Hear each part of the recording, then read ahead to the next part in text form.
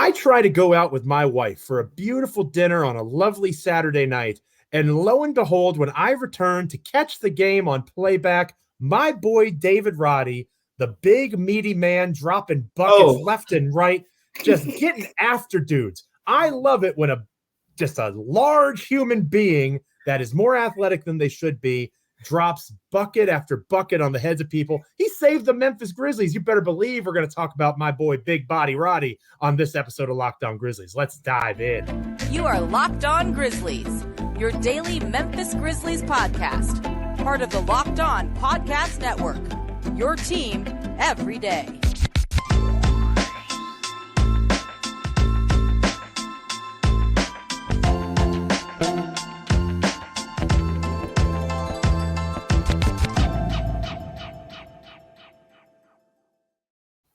Yes. We are starting another wonderful week here on the Locked On Grizzlies podcast. I am one of your hosts, Joe Mullinax. It's always a good start to my week when I get to hang out with my good friend Damichael over at the Commercial Appeal, the Grizzlies beat writer there. It's going to be fantastic talking Memphis Grizzlies with you this Monday. But first, I want to make sure that I shout out PrizePicks. Today's episode of Locked On Grizzlies is brought to you by PrizePicks. First-time users can receive a 100% instant deposit match up to $100 with the promo code Locked On. That's PrizePicks.com/promo code Locked On. I also want to make sure that you remember that we are proud members of the Locked On Podcast Network here at Locked On Grizzlies, your team each and every day. We are free and available wherever you get your podcasts. You can check us out on YouTube as well. Like, comment, rate, review, subscribe. However you're taking in our show, Damichael and I's show, we are very grateful, very happy to have you with us. Damichael, you were there front and center on Saturday night. I'm so jealous. I went out to a beautiful dinner, 4 different kinds of pasta. It was like a family-style joint. I'm stuffed. I'm happy. Can't wait to come in and watch the game on playback. I checked Twitter for the first time, and everybody's losing their mind about my boy, David Roddy. I missed David Roddy's body game. Your boy, Joe. He is my boy, and he did a lot of his work. What have I been saying all year, Damichael? All year, what have I been saying? Let this dude play the 4. Yeah. Let him even play the 5 if you're feeling extra froggy and you want to jump. But let him play the 4, and lo and behold, what happened? He played well. Now, it's against the Dallas Mavericks, and they didn't have Luka Doncic and Kyrie Irving. Context is important, but you were there, Damichael. I just want to stare longingly at you as you talk about my beloved David Roddy. You know, I didn't envision when we get to this game, Joe, that in the final seconds, Tyus Jones would be at the free throw line and FedEx Forum will just be chanting, Roddy, Roddy, Roddy. And he's just sitting there so calm and just taking it in. And after the game, he just says, oh, it was cool. You know, it was cool. Here's the thing about David Roddy. This is why his teammates kind of, were mobbing him after the game, and they were so happy for him. Of course, they were happy for him because he had this big, quote unquote, breakout performance. David Roddy is a perfectionist. Mm-hmm. David Roddy is the type of player, he misses a shot, he's hard on himself. Desmond Bane has to tell him sometime, you're going to have good moments, you're going to have bad moments. Calm down. Tyus Jones, another even keel, real calm guy. He sees it. I was talking to X about it after the game. Like, that guy's he's pretty much a perfectionist. And X is laughing. He's like, yeah. The team knows he's that rookie where it's like if he messes up, there's no point of you even getting on him because he's already on himself. But Tyus Jones says that's the reason why David Roddy is going to be in the NBA for a long time. It's that mentality. He works so hard at his craft. And that's why they were so happy to see it play out the way it did. But, Joe, he did everything. He was knocking down the three-pointers. He's attacking the basket, which, I love to see it because Dallas went small. Dallas started the game with Tim Hardaway Jr. basically playing the 4, guarding Xavier Tillman Sr. You're not supposed to let them get away with that. And Xavier Tillman Sr., to his credit, he kind of took advantage of it, in doses early in the game. But late in the game, when the moments came, David Roddy got the call. At first, I think he was in the game at small 4. Then the Grizzlies had to make some decisions. Notably, Tyus Jones had to come back in the game. And in a typical day, David Roddy's the guy he's subbing out for. Santi comes out of the game. David Roddy goes to the 4. The show goes on. He gets a nice steal, I believe, on Tim Hardaway Jr., who I said was playing the 4. Got a nice steal on Tim Hardaway Jr., went coast to coast, laid it in. A huge performance for him. And it just felt like every time it felt like, okay, he can't keep this up. He knocks down another 3. He knocks down another 3. 24 points on 10 of 13 shooting. But this was the best part about it, Joe. 17 points in the fourth quarter. That was better than his career high in a whole game. His career high in a game was 15 points. 17 points in the fourth quarter. When his team needed him most, right? And I think that that's one of the biggest things as the Grizzlies continue to go through this adversity, because we're going to talk more about, obviously, the Dallas Mavericks as we go through the show. We're going to talk a little bit about Tyus Jones and the performance that he had and my opinion on Tyus Jones moving forward. So those are all things that we're going to kind of outline later on in the show. But David Roddy, just when the team needed him most in this pretty dark time for them, to find a way to get that win. Again, no Kyrie, no Luka. At this stage, it doesn't matter, right? Memphis just needs to get as many wins as possible to stay in the same stratosphere as the red-hot Sacramento Kings, who are 9-1 in their last 10 games. So to be close to the 2 seed until Morant returns, assuming he returns. Steven Adams won't be back till around the playoffs. We know Brandon Clark won't be back. In order for them just to stay in the home court conversation for the first round, they need to keep racking up these wins. So I don't want to hear about who played and who didn't play. I don't care the rest of the season. It's about just getting wins where you can. And David Roddy was there when his team needed him, just like Tyus Jones. We'll talk more about Tyus here in a little bit. But I do want to bring back into the conversation Dillon Brooks, who we've talked about here on the show a couple of times recently. He's had a very busy last few days and games. He's becoming a media darling, and maybe not in the best way in terms of the way that he's bringing attention, maybe trying to covertly bring a little bit of the negativity that John Morant has received towards him. That wouldn't surprise me. Dillon's not, as crazy as people think he is. He's kind of crazy like a fox in some ways. But Dillon, obviously, another interesting game for him against Dallas. Another game where he wasn't the most efficient scorer, but another game where he was, except for David Roddy, who we talked about being red hot, Dillon was a +6, and single game plus minus is a flawed stat. But it does show that when Dillon was on the floor, the guys that he was next to and he were able to help outpace the Grizzlies on this night. So it was another game of poor shooting from Dillon, but 5 rebounds, 3 assists. He contributed to the victory as well. And again, brought some attention to himself, both pre and post game. Yeah, we'll get to the pre and post game conversational stuff he had going on. But just during the game, first thing that stood out to me was Dillon Brooks before the game, right? He gets up for this matchup. He says basically, Luka's not playing because it's a physical game and he ain't ready to come back to a physical game like this. Then he goes on to say, I remember Kyrie talking a little trash in Brooklyn. Yeah, I want. That's who I want. He doesn't, I don't have to guard KD this time. I finally can get him to myself, So neither of those guys play. And I'm thinking of it, from my perspective. If I'm this big-time defender, I want Luka. I want Kyrie. Next thing you know, I got Josh Green and, Tim Hardaway Jr. And no offense to those guys, but, it's different. So early on in the game, he was not guarding Jaden Hardy, who, talking to a lot of people in Dallas, they're really high on this kid as like, someone who can really score the basketball. And we saw it. I think he scored 22 against the Grizzlies in this game. But Jaden Hardy got hot early.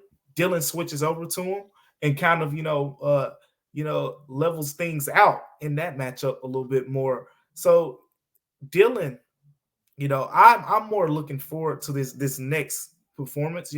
After he said those comments, people are going to be watching a little bit closer now, whether Luka plays or not, and whether Kyrie plays. Sure, we probably there's a good chance they'll see one of them, and a lot of people are going to be wondering, can Dillon Brooks back up his talk, after that? But getting back to it, Dillon Brooks is turning out a great defensive season. You've covered him for a while now. Personally, I think this is his best defensive season because this is the most the Grizzlies have moved him around. Right. This is the first time I've seen Dillon Brooks. He was matched up against Christian Wood, for some possessions in this last game. He was matched up against Zion Williamson, earlier this season, matched up against Pascal Siakam, early this season after he was the reigning, player of the week, in the Eastern Conference. So he's had his share of tough matchups, and he's answering the call, Joe. He's literally defending 1 through 5. If Kyrie does play tonight against the Grizzlies, he'll defend Kyrie, and then he could also defend Christian Wood, who plays the 5 for Dallas. So literally everything in between. He's doing exactly you mentioned. I've covered him since he came to the Grizzlies. Yep. I was running GBB, Grizzly Bear Blues, when he was drafted. This is a guy who has literally been asked to do everything for the Memphis Grizzlies. So I have a little more empathy for Dillon than a lot of people do, because I've realized that. He was asked to be the best player on that team his first year when they were so bad that they had the 4th overall pick before the lottery odds changed. They were just legitimately the 4th worst team in the NBA. Yeah. It was because Dillon Brooks had to be that guy for them because of injuries to Mark and Mike and all the other things that were going on. So I have a little more empathy for Dillon. He continues to be asked to do more than he probably should be asked to do. And on the defensive end, at least, he answers the call. Another guy that's been answering the call of late has been Tyus Jones. I am going to make an argument, and Damichael may think I'm crazy, that we might be watching the beginning of the end of the Tyus Jones era here in Memphis. Yes, Tyus is playing really well. Joe, why are you this way? How come you have to do this? We'll talk about it all next here on Locked On Grizzlies. But first, this episode of Locked On Grizzlies is brought to you by PrizePicks. Tyus Jones, in terms of more than 20.5 points, that might be a good pick going against Dallas, given their defensive issues. Maybe you think that Jaren Jackson Jr. is going to make more than 2.5 threes. Maybe Desmond Bane is going to have more than 4.5 assists. However you want to swing it, over at PrizePicks, you can make it happen. It's a lot of fun. It's easy. You pick 2 to 6 players, score or assist, more or less, whatever the stat category. You can win up to 25 times your money on any entry. There's no competing against other people. It's just you against the projections available. NBA, college basketball, obviously Major League Baseball getting ready to start. NHL is entering their playoff season, just like basketball. You can make entries on any of these sports and more in 60 seconds or less with safe and fast withdrawals. PrizePicks is currently operational in over 30 states as well as Canada. Download the PrizePicks app or go to prizepicks.com to sign up and play daily fantasy sports. First-time users can receive a 100% instant deposit match up to $100 with the promo code Locked On. If you deposit $100, PrizePicks will give you $100. If you deposit $50, PrizePicks will give you $50. Don't forget to enter the promo code Locked On at sign up for an instant deposit match up to $100. Is Tyus Jones outgrowing the Memphis Grizzlies? We'll talk about that next here on Locked On Grizzlies. Don't go anywhere. Welcome back to Locked On Grizzlies. I am one of your hosts, Joe Mullinax, joined by the incomparable Damichael Cole of the Commercial Appeal there in Memphis Grizzlies beat writer. I, of course, aside from this gig, am a Memphis Grizzlies columnist over at Bluff City Media, and I highly recommend that you subscribe. 10-day free trial right now. The Memphis Tigers are AAC champions. Massive deal in the city of Memphis.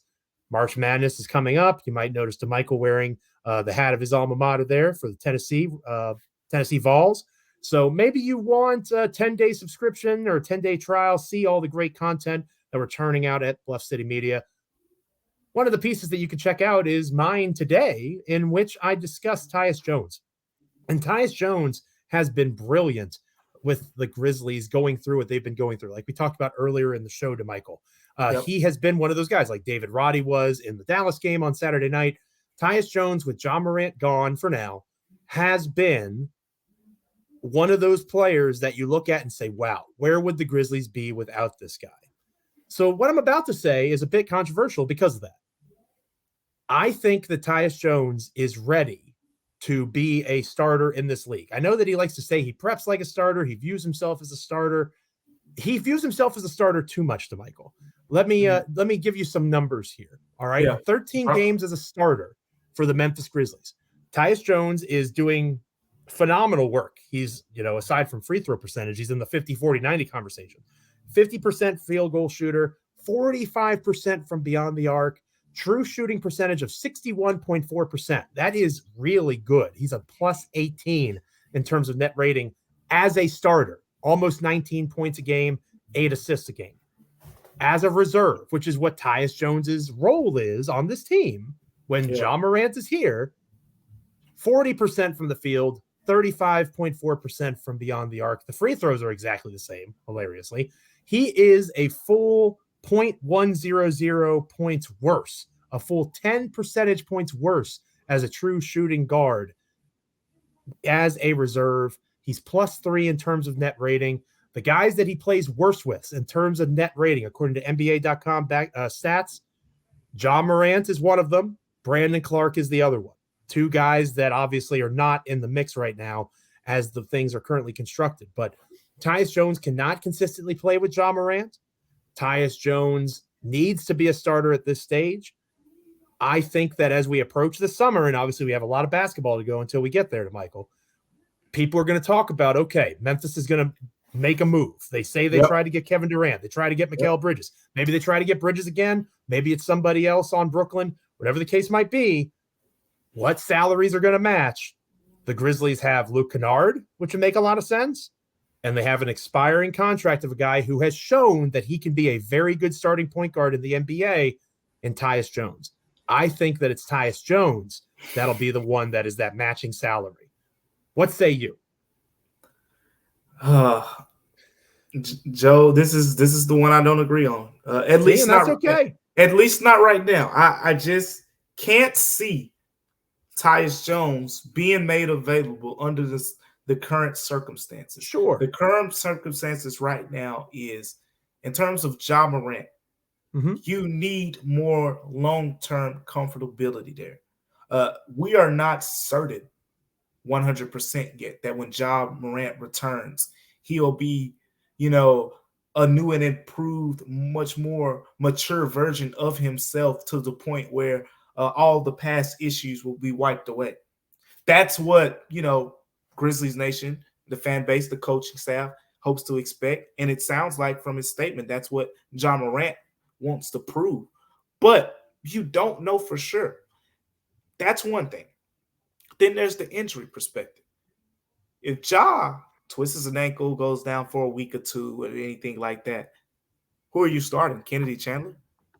Are you going to go get, some guy for the vets minimum out there? I think that's a reasonable option, but I would be very surprised if it's Tyus Jones. We talk about guys' locker room and how much that matters, for the Grizzlies. Amid all of the conversations, right? All this conversation about vets in the locker room and things like that with the Grizzlies. The two longest tenured players right now, the three longest tenured. Let's go with the three longest tenured. Steven Adams, and not just with the Grizzlies, the three longest tenured players in the NBA. Let me be clear here. Steven Adams, Tyus Jones, Dillon Brooks. You're basically at this point saying Dillon Brooks is going to be a free agent. If there is a deal that happens, it's very likely that Dillon Brooks won't be re-signed. There's also Tyus Jones being shipped out. That would leave Steven Adams and presumably a much more mature, older player that you were bringing in, and take away from this big chemistry thing that this team has kind of built on. I think just for those reasons alone, Luke Kennard makes more sense. And as we've seen so far, Luke Kennard hasn't, had the easiest transition to the Grizzlies here. He's knocking down a bunch of shots, but if you look at the advanced numbers, it has not translated, into plus minus. The Grizzlies are still figuring out, can he be a playmaker? Is there, upside to having him on the floor at the same time, with Desmond Bane? Can he be featured in closing lineups? I mean, right now, John Conchar is getting in the game earlier than Luke Kennard. And we know how you feel about John Conchar. So now, Luke Kennard's also playing more minutes than John Conchar. John Conchar only logged 12 against Dallas. Kennard played over 20. And yeah, that's fair. But my point here is with Luke Kennard, I feel like he is more expendable simply because the Grizzlies, they need if you're gonna get this the 3-point shooting is, something that they really value, but you need to add something on the defensive end as well to go next to a Desmond Bane. Because, if you're potentially talking about Dillon Brooks not being a guy who's brought back and presumably going out and getting, another guy. I mean, a lot of it also depends on who that other talent will be. That's a big part of it as well.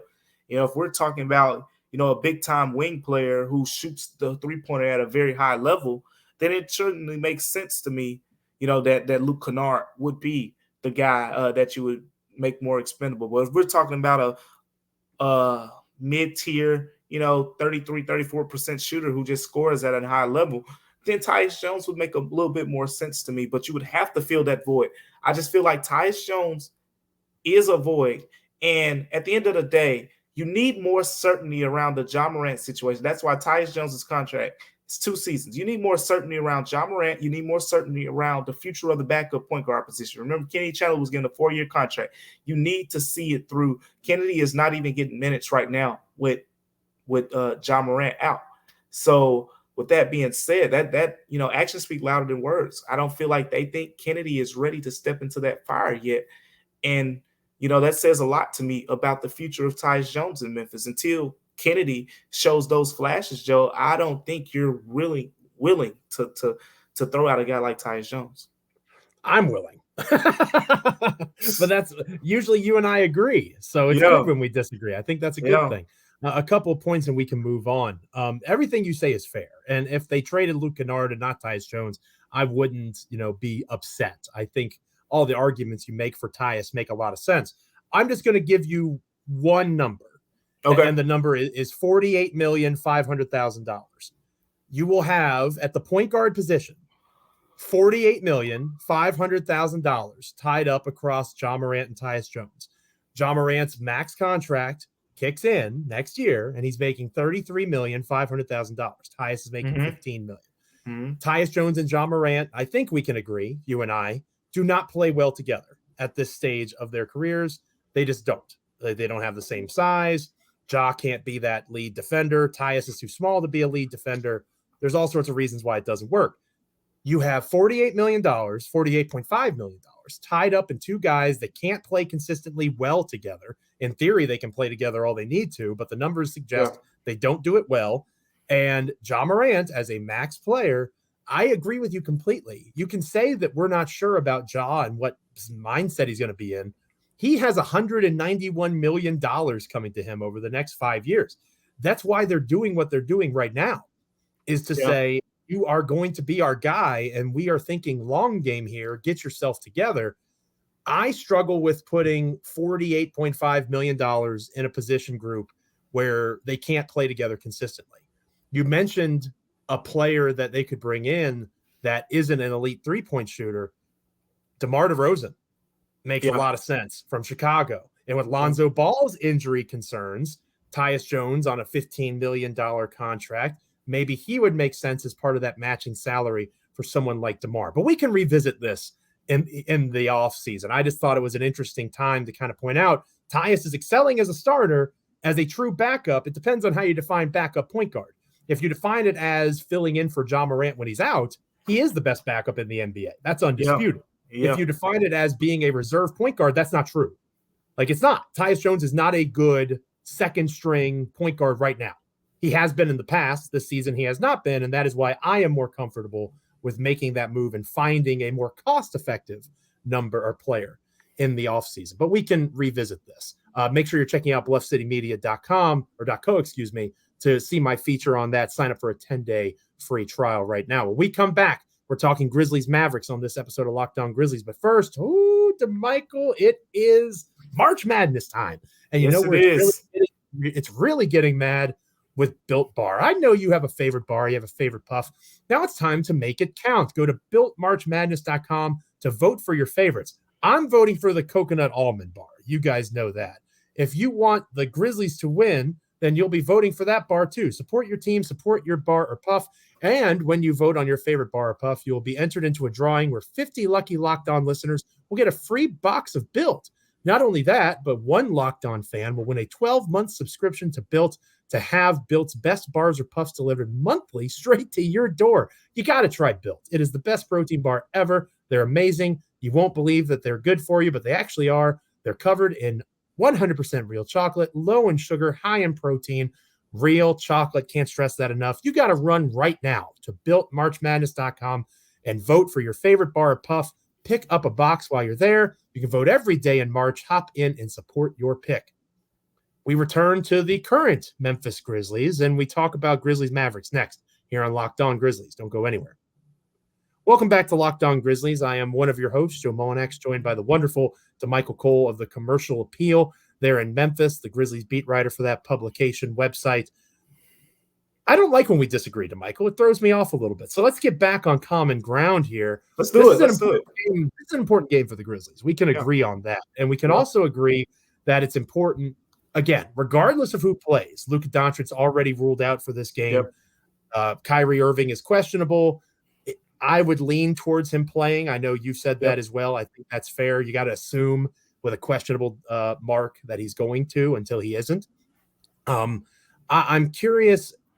To me, this game matters more regardless of who plays, because they have to start picking up wins on the road just to try to get that karma going. They are one of the worst teams in the NBA, especially among current playoff teams in terms of road record. Unfortunately, Damichael, you have to eventually win games in the playoffs on the road if you hope to make a run in said NBA playoffs. This is important because it's a winnable game without Luka out. Even if Kyrie plays, it's still winnable. And it gives you an opportunity to try to get that mojo going in a visiting capacity, because they haven't been able to, regardless of who's played all season. And not only that, Joe, it's that time of the season where you do a little scoreboard watching. And Sacramento's 9-1 in their last 10, right? But you know what Sacramento plays tomorrow? Milwaukee Bucks. Ooh. Best team in the NBA right now. Also known as the best team in the NBA right now. So with that being said, I mean, they've beaten a bunch of good teams and they'll be at home. So it's not, a certainty that Milwaukee will win that game. But this is the type of opportunities where you either have to keep track or you have to take advantage of surpassing, the Kings in the standings in a game like this. Dallas, overall good team. Supremely talented on the offensive end, but just talking to people in Dallas and kind of being around a little bit there, people are frustrated with the way Jason Kidd is using his rotations. In particular, Christian Wood, super talented guy, right? Coming off the bench, not being put in a position similar to, with some of his past teams where he was, pretty much a big time scorer, at the 4, at the 5 position. Right now, they got guys like Dwight Powell, Maxi Kleber, going out there who's a solid defender, but none of that moves the needle, as much, as having a dynamic scorer like Christian Wood would if he was, I guess, playing better on the defensive end. Jaden Hardy, I went back and watched some of the film for all the great things he did on the offensive end. A couple of those easy baskets from David Roddy were because Jaden Hardy just simply lost him on a couple plays, easy layups, easy, drives to the baskets and things like that. Dallas is poor defensively right now. Just from I rewatched some things. That team can be exploited on the defensive end. The Grizzlies, they got to clean up some things, on the defensive end when they go on the road, right? We've talked about it since early in the season. Road 3-point percentage and things like that. Dallas, without Luka, they're still going to be ISO heavy. It's going to be a lot of Kyrie potentially if he plays.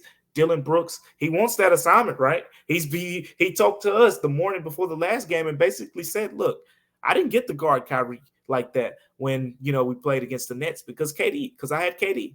He said he wants him. He said he wants to pick him up full court, Joe, and wear him down. He wants to physically see Kyrie Irving get tired. So you know what? If he can kind of accomplish his mission, what do they say, Joe? You cut off the head of the snake. If he cuts off the head of the snake, the Grizzlies have a decent chance of picking up a road win. If there's one thing to be confident in with Dillon Brooks, it's his cardio. Like in terms of watching him play, and I know that he hustles, man. Right, and he doesn't seem to get tired. Like he seems to have the best cardio of anybody on the team. The way that he plays defense is not easy. Defense first and foremost, and again, I'm preaching to the choir. If you're a Grizzlies fan, at some point you've at least heard of Tony Allen. So much of defense is effort. And Dillon is similar to TA in that way. They both just play back to the wall, fly around the court. tremendous effort players, both Tony Allen and now Dillon Brooks are. And unfortunately, Dillon has emulated TA and his shooting percentages as well this season, which is not great. But I think that this game is going to really kind of hinge on exactly what you talked about, the adjustments that the team is able to make from the Saturday game to the Monday game. And the coaches and players have talked about this a little bit, Damichael, and maybe you can, from your perspective as the beat writer, when you have a chance, it's almost like a playoff series, right? Yep. Like you play a game 2 in Memphis wins game 2, and then you're on the road to Dallas for game 3. What are some things you can improve upon?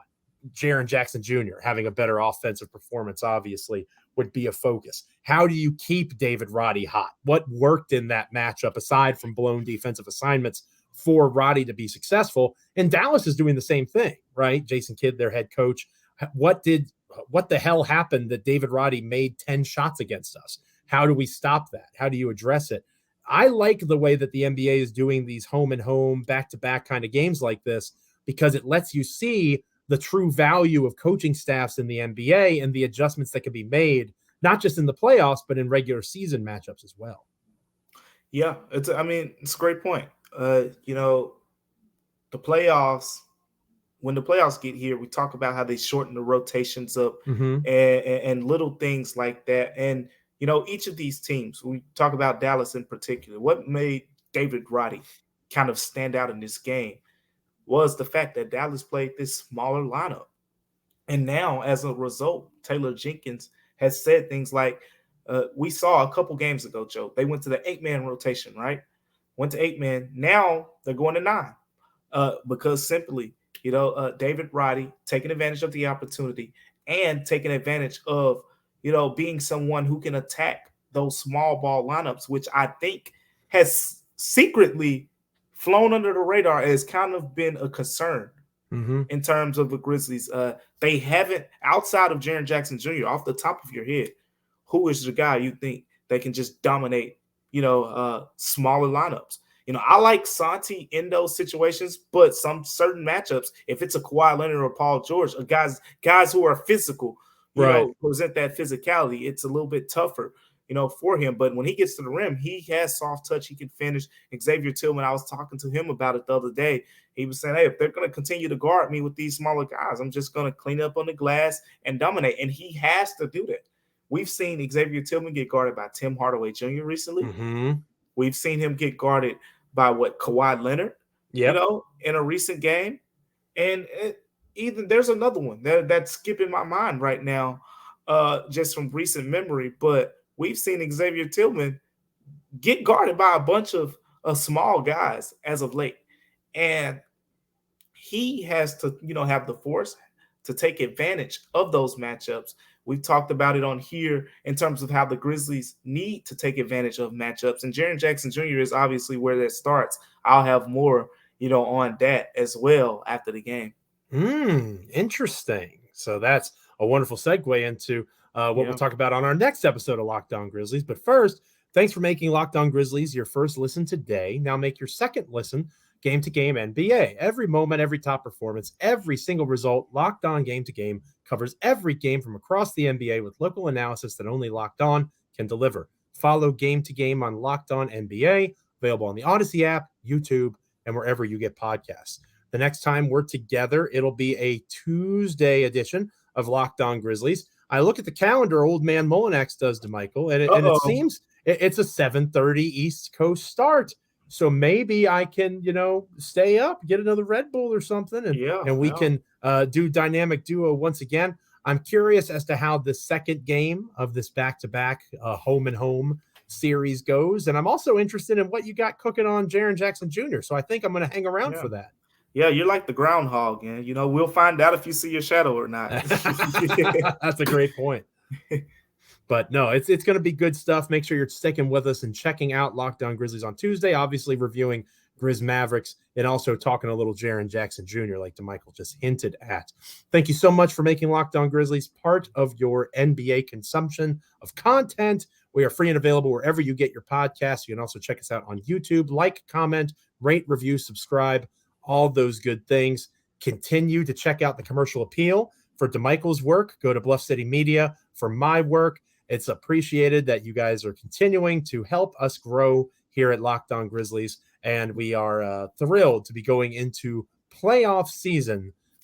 It's Looking showtime. forward, it's time to pick it up. It's time, like I like to tell my my bosses over at Bluff City Media, just load up the old mule and let's get it rolling. Let's get it. You're not the old mule. I'm the old mule, for the record. You probably figured that out if you're listening or watching this. There's a handsome, wonderful young person, and then there's me. I'm the mule.